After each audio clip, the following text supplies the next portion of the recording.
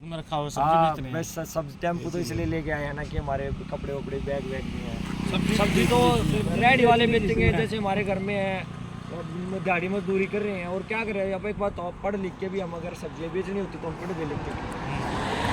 कौन सा गाँव है, क्या नाम है? मैं सर सोनीपत से हूँ, खास गाँव से। जी, क्या कहेंगे भाई आप यात्रा में चल रहे हैं? सर हमारी रिक्वेस्ट है सरकार से कि जो हमारा टीजीटी परिवार, अध्यापक परिवार, बल्कि अब तो ये 7508 परिवार हो गए हैं, इनको रोडों पे लाने के लिए मजबूर कर दिया है। और मेरा सरकार से निवेदन है कि इससे और ज़्यादा हमें किसी और रास्ते के लिए मजबूर ना करें। और जब इलेक्शन सही समय पे होते हैं, चुनाव में उतरने वाले अभ्यर्थी सही समय पे अपना नामांकन भर देते हैं और जब सही समय पे नोटिफिकेशन निकाले जाते हैं तो ये भर्तियाँ सही समय पे पूरी क्यों नहीं करती? ये एक सरकार के ऊपर सवाल है कि क्या रीज़न है उसका। अब बता देती है सरकारें कि भाई कुछ बच्चे नाराज़ और नाखुश होते हैं और इस वजह से वो कोर्ट में चले जाते हैं। बात सही है, अगर जिसको गलत लगता है वो कोर्ट में जाएगा, क्योंकि न्याय प्रक्रिया कोर्ट से ही हमें मिलती है। लेकिन हमें सरकार से फिर भी यही सवाल है कि वो अपनी पैरवी अच्छे से क्यों नहीं करती। और उससे भी बड़ा ये सवाल मेरा विपक्ष से भी है कि भाई जब सरकार अपनी पैरवी नहीं कर रही, लेकिन आप वकीलों की लाइन कोर्ट में लगा देते हैं कि भाई भर्ती को रोकना है, और सरकार यही चाहती है कि भाई भर्ती रुकी रहे। मतलब जो हमारा ये हालात हो रखे हैं ना, इसमें अकेली सरकार जिम्मेदार नहीं है, दोनों जिम्मेदार हैं। अगर सरकार 100% जिम्मेदार है तो विपक्ष भी 101% जिम्मेदार है, और विपक्ष अगर 100% जिम्मेदार है तो सरकार 101% जिम्मेदार है। क्योंकि ये राजनीति है और ये राजनीति खेल रहे हैं, ये नहीं समझ रहे, हमारे परिवारों को नहीं समझ रहे। चाहे वो कोई सी भी पार्टी ले लो, हरियाणा में 5-6 पार्टियाँ हैं, अगर सरकारें बदल जाएंगी तब भी यही हाल होने वाला है। ये नहीं समझ रहे भाई, ये बेरोजगार पढ़े लिखे युवा भाई ये रोडों पे आगे हैं, अपनी नौकरियों के लिए, अपनी भर्ती के लिए, अपनी रोजगार के लिए अलग अलग तरह से मांग उठा रहे हैं, लेकिन ये फिर भी हमारी सुनवाई ना करें। अगर भगवान ना चाहे, अगर ये सरकारें, चाहे वो कोई सी भी रही हो, चाहे पहले रही हो, चाहे आगे बदले हो, चाहे आज हो, अगर ये युवा गलत रास्ता पे भटक गया, भाई ये गलत और अन्य मजबूरियों को उठाने लग गया, तो फिर इस प्रदेश का क्या हाल होगा कि यूथ के कंधे पे ही इस प्रदेश को टिका। हमारे बुजुर्ग माँ बापों को हमसे कोई उम्मीद है, हमारे छोटे भाई बहनों को हमसे उम्मीद है कि भाई हमारे बड़े भाई हमारे लिए कुछ करेंगे, बड़े बूढ़ों को ये उम्मीद है कि भाई हमारे छोटे हमारी सेवा करेंगे। अगर ये यूथ ही भूखमरी में ऐसे रोडों पर उतरेगा, अगर यही गलत दिशा पकड़ गया नहीं तो ये प्रदेश कहाँ जाएगा? प्रदेश को मिट्टी बनते हुए समय नहीं लगेगा। तो मेरी सरकार से निवेदन है, अपील है कि भाई हम जो सड़क पर उतर रहे हैं 7508 परिवार, उनको सड़कों से उठाओ और स्कूलों में बैठाओ। हम अध्यापक बनने वाले हैं, कोई गुंडे डाकू चोर लुटेरे नहीं हैं, अध्यापक हैं। हमें भविष्य तय करना, बच्चों का, देश का फ्यूचर सारा तय करना। तो मेरी सरकार से निवेदन है कि भाई हमें उलझाए ना। अब तो एक कोर्ट की हियरिंग थी जो कल हुई है, फाइनल हियरिंग थी, और उसमें माननीय कोर्ट ने फैसला रिजर्व रख लिया है। तो मेरी सरकार से ये अपील है कि भाई रिजर्व फैसला जैसे ही आ जाए, चाहे वो बच्चों के हक में आए, चाहे वो सरकार के हक में आए, उसके बाद तत्काल प्रभाव से 10-15 दिन लेकर हमारे रिजल्ट और ज्वाइनिंग निकाली जाए। अगर ये आते हैं, सोशो इकोनॉमिक्स नंबर अगर रद्द हो जाते हैं तो हमारी भर्ती पे कोई अड़चन नहीं होगा। तो मेरा सरकार से निवेदन है कि भाई वो सिर्फ मैथ 5-7 दिन में हमारा रिजल्ट और ज्वाइनिंग दे दे।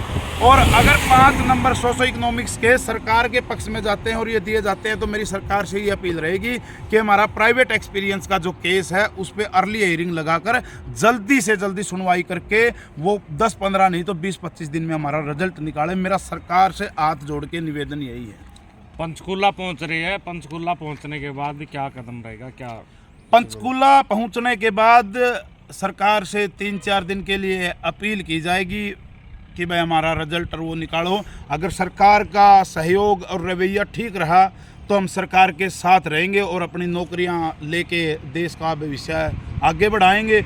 और अगर ज्वाइनिंग देने में और उसमें देरी करेंगे तो शायद 7508 टीजीटी परिवार फिर वो वहाँ बैठ के फैसला करेगा कि वो अगला कदम क्या उठाए। कब तक पहुंचने की उम्मीद है? अभी हमारी संभावना है कि हम 4 से 5 दिन में पंचकूला पहुँच जाएंगे।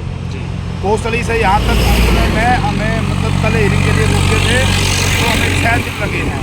तो यहाँ से आगे लगभग इतना ही रास्ता है, तो 4-5 दिन और हम थोड़ा अपना मुहिम तेज कर देंगे, 4-5 दिन और लगेंगे। भाई कैसी परेशानी आ रही है? सर परेशानी तो ये है कि जैसे दोपहरी में बहुत ज़्यादा धूप भी हो रही है, आप बहुत रोज ज़्यादा। कितना किलोमीटर पैदल चल रहे थे? सर रोज़ हम 30 से 40 किलोमीटर तो हम आराम से कर रहे हैं। जैसे जैसे गांव के जो सरपंच हैं उनसे भी हम मिल रहे हैं, जो समाज कल्याण की समितियां जो बनी हुई हैं उनके प्रधानों से भी हम बातचीत करते चल रहे हैं। स्कूल में कितनी मूलभूत सुविधाएं हैं, कितने शिक्षक हैं, कितने पद खाली हैं, उन सब का हम डाटा लेते हुए हम आगे बढ़ रहे हैं। तो अभी तक क्या सामने आया? सर अभी तक तो यही सामने आया कि जो मूलभूत आवश्यकताएं होती है स्कूल की वो भी प्रॉपर नहीं है, और शिक्षक भी प्रॉपर नहीं है, नहीं मिल रहे हैं। और उन्होंने तो आगे भी लिख के दिया हुआ कि हमारे स्कूल में स्टाफ की इतनी कमी है, लेकिन उसके बाद भी कोई इस विषय को अपने संज्ञान में नहीं लेके आया हुआ है। तो हमारी तो सिर्फ यही विनती है, अभी हमारे जो जितने भी केसेस हैं जो पेंडिंग है या जो लेट लगी हुई है उन पे सरकार जल्द से जल्द अर्ली हियरिंग लेके और इस मैटर्स को सॉर्ट आउट करके हमें ज्वाइनिंग दे करके हमें स्कूलों में भेजें, ताकि हम भी राष्ट्र निर्माण में अपना योगदान दे सकें। क्या नाम है? आप कौन से गांव सर से? मैं सुशील, सोनीपत डिस्ट्रिक्ट से। क्या नाम है?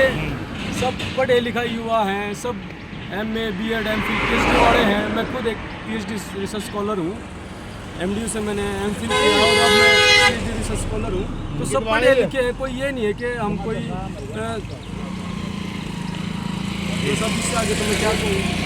देश का भविष्य बनाने वाले। बिल्कुल बिल्कुल। तो देखिए बड़े स्लोगन है सरकार का कि बढ़ेगा इंडिया तभी तो आगे बढ़ेगा इंडिया। और मैं रमाना जब टीचर्स क्या ही बढ़ेगा इंडिया और क्या ही आगे बढ़ेगा। तो सर ये जो विश्व गुरु बनने की जो बोलते रहते हैं कि हम विश्व गुरु बनने वाले हैं, विश्व गुरु बनने वाले हैं, तो मुझे नहीं लगता कि जब तक स्कूलों में शिक्षक मतलब अब उपलब्ध नहीं करवाएगी सरकार, हम कैसे मतलब विश्व गुरु बन जाएंगे। जब हम अपने बच्चों को ही शिक्षक नहीं दे पा रहे हैं, उन्हीं को हम गुरु नहीं दे पा रहे हैं, तो हम विश्व का नेतृत्व कैसे कर पाएंगे। चुनाव भी अभी सर पर है, क्या वोट की चोट से भी जवाब दिया जा सकता जी देखिए, युवा बहुत परेशान है। आज के समय में हरियाणा जो है बेरोजगारी में चरम सीमा पे पहुंच चुका है। युवा इतना हताश है, इतना मेंटली टॉर्चर वो हो रहा है। अगर सरकार का ऐसा ही रवैया रहा तो हो सकता है इन्हें वोट की चोट से भी जवाब दिया जा सकता है। लेकिन हम किसी का विरोध भी नहीं कर रहे हैं, हम तो ये चाह रहे हैं कि सरकार हमें जल्द से जल्द हमारे जितने भी युवा साथी हैं, हम सिर्फ और सिर्फ TGT की ही बात नहीं कर रहे हैं। इसमें ग्रुप C है, इंक्लूडेड सब स्टाफ कैटेगरीज हैं, और भी है जो ग्रुप D के कॉमन कैडर के जो कैंडिडेट्स इधर से उधर भटक रहे हैं। इसमें हम सबको साथ लेके चल रहे हैं, उन सबको रोजगार दिया जाए। तो जब सबको रोजगार दिया जाएगा तब ऑटोमेटिकली सारा जो अनएम्प्लॉयमेंट कैंडिडेट है वो अपने आप सरकार के साथ आएगा। जी क्या नाम है भाई? आप के साथ चल रहे हो? क्या नाम तो जी हमारा है बेरोजगार। बेरोजगार? हाँ जी। और मैं हूँ पूरे प्रदेश से हरियाणा प्रदेश मेरा घर है, और मैं गरीब किसान मजदूर का बेटा हूँ। लाचार हैं हम। इस प्रदेश सरकार से बहुत ज़्यादा परेशान हैं। जब ये सरकार आई 2014 में और 19 तक गई, इन्होंने बहुत अच्छा किया, भर्तियों में रोज़गार भी बहुत अच्छा दिया। लेकिन 19 के बाद जब दूसरी इनकी टर्म प्रारंभ हुई, उसमें युवा इनसे बहुत ज़्यादा दुखी है और उन्होंने भर्तियां नहीं की बिल्कुल भी। प्रदेश को अशिक्षित और बेरोजगार प्रदेश बनाने में इनका बहुत बड़ा योगदान है। और हमने जो ये यात्रा निकाली है, इसका हमारा उद्देश्य है सीधा TGT की ज्वाइनिंग, TGT का परिणाम। और ये पीछे फरवरी 2023 में सरकार ने विज्ञप्ति निकाली थी। उसके बाद अगस्त तक डॉक्यूमेंट वेरिफिकेशन और एग्ज़ाम हो चुके थे। छोटे से 2 केस लगे थे, उसमें सरकार ने अच्छे से पैरवी नहीं की, टाइम बढ़ता रहा। CM साहब ने अनाउंसमेंट कर दी, पूर्व CM साहब माननीय खट्टर साहब ने अनाउंसमेंट की कि 29 फरवरी को 29,000 बच्चों को रोज़गार देंगे, उनका रिजल्ट निकालेंगे। लेकिन वो केवल एक जुमला साबित हुआ। आप सब ने भी देखा, मीडिया के साथियों ने भी देखा, केवल एक जुमला साबित हुआ। अब नेक्स्ट 29 फरवरी 28 फरवरी आगे आ जाएगी, है नहीं। और हम जो यात्रा लेके चल रहे हैं, 17 अप्रैल 2024 को हमने एक यात्रा निकाली थी। इसमें हमारा केवल ना तो कोई लीडर है, हम वॉलंटियर हैं सारे के सारे, साथी जुड़ते रहते हैं, साथी पैदल चलते रहते हैं। ना हम किसी की फंडिंग से काम करते, ना हम किसी की पार्टी को सपोर्ट करते, ना हमें कोई पार्टी सपोर्ट करती है। हम तो बेरोजगार हैं। पूर्व की सरकारों ने भी हमारा शोषण किया और वर्तमान सरकार से कुछ उम्मीद थी, तो वर्तमान सरकार भी हमारी इस उम्मीद पर खरा नहीं उतरी। इन्होंने भी हमारे साथ हमारा ऐसा ही शोषण किया। और जहाँ तक हम यात्रा में जो गांव आए हैं, उनके सरपंचों से मिले हैं, वहाँ की समितियों से मिले, वहाँ पर हमने देखा है कि शिक्षा का स्तर जो है ना प्रदेश का, वो काफ़ी गिर चुका है। गरीब और मजदूर का बच्चा स्कूल में जाता है, गवर्नमेंट स्कूल में, और यदि गवर्नमेंट स्कूल में गरीब और मजदूर के बच्चे यदि वहाँ पर शिक्षक नहीं मिलेगा तो वो भविष्य में फिर मजदूर तैयार हो गया, उसके जीवन में कुछ ऐसा नयापन नया करने की, कुछ आगे बढ़ने की, कुछ क्रांति लाने की, या फिर अपने भविष्य को उज्जवल बनाने की संभावना फिर जीरो हो जाती है। क्योंकि जब उसको 6, 7, 8, 9, 10th में शिक्षक ही नहीं मिलेंगे, उसका बेस तैयार नहीं होगा, तो वो भावी पीढ़ी भी हमारी मजदूर ही तैयार हो रही है। तो इसलिए सरकार से निवेदन है कि इसे गरीब मजदूर के बच्चे को पुनः मजदूरी में मत धकेलो। पेरेंट्स चाहते हैं, कोई भी गरीब है, मजदूर है, उस पेरेंट्स का सपना होता है कि मेरा बेटा डॉक्टर बनेगा, इंजीनियर बनेगा, बड़ा बिजनेसमैन बनेगा, या कोई विदेश में जाके किसी अच्छी मल्टीनेशनल कंपनी में, IIT में कहीं काम करेगा, ठीक है, कोई IIT करेगा, कोई BTech करेगा। लेकिन यदि बच्चे का बेस खराब हो गया ना, गरीब के बच्चे का, जो बच्चे अच्छी फैमिली से बिलोंग करते हो तो प्राइवेट स्कूल में अच्छी शिक्षा दिलवा लेते हैं, उनके बच्चे आगे बढ़ जाते हैं। लेकिन एक जो गरीब का बच्चा है, उसको शिक्षा नहीं मिलती, उसको शिक्षक नहीं मिलते विद्यालय में, तो वो तो गरीब मजदूर का बच्चा तो वापस मजदूर बन गया। और जब ये सरकार आई, इससे हम चाहते थे कि कुछ क्रांति लेके आएगी, कुछ नयापन लेके आएगी, लेकिन ये तो पुराने डर्रे पर ही चली गई, पूर्व की सरकारों की तरफ। और हमें तो कई बार ऐसा लगता है पूर्व की सरकार के जो घटनाक्रम उनको देखकर और वर्तमान की जो सरकार है उनके घटनाक्रम को देखकर, तो इन सरकारों ने तो हरियाणा प्रदेश में गरीब ये जो बेरोजगार युवा है, इसकी गर्दन पर दो धारी तलवार रख रखी है। इसके लिए पक्ष भी उतना जिम्मेवार है और उतना ही जिम्मेवार इसके लिए विपक्ष है। इन दोनों की नूरा की कुश्ती है, ये मिली भगत करे हुए हैं। रोजगार देना नहीं, एक सरकार कहती है कि कोर्ट में भर्तियां हैं, वो पैरवी नहीं करती, और विपक्ष वहाँ पर वकीलों की फौज खड़ी कर देता है कि भर्ती होनी नहीं चाहिए, कैसे भी करके रिजल्ट रोका जाए, इनकी भर्ती रोकी जाए। पिस कौन रहा है?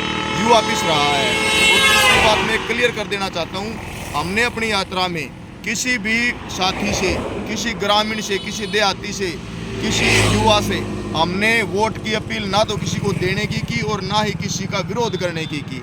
हमारा तो सिर्फ एक ही मकसद है, TGT भर्ती को कंप्लीट करवाना, 7471 जो परिवार है उनको रोजगार मुहैया करवाना, उनको स्कूलों में भेजना, उन रोडों पर धक्के खाने के लिए ना छोड़ना, और जिससे उन बच्चों को रोजगार मिलेगा।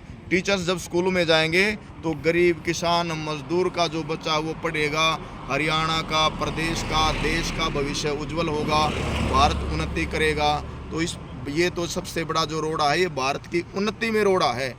भारत को चाहते हैं कि हम विकसित राष्ट्र बना देंगे, ये भारत के विकसित राष्ट्र बनने में रोड़ा है ये।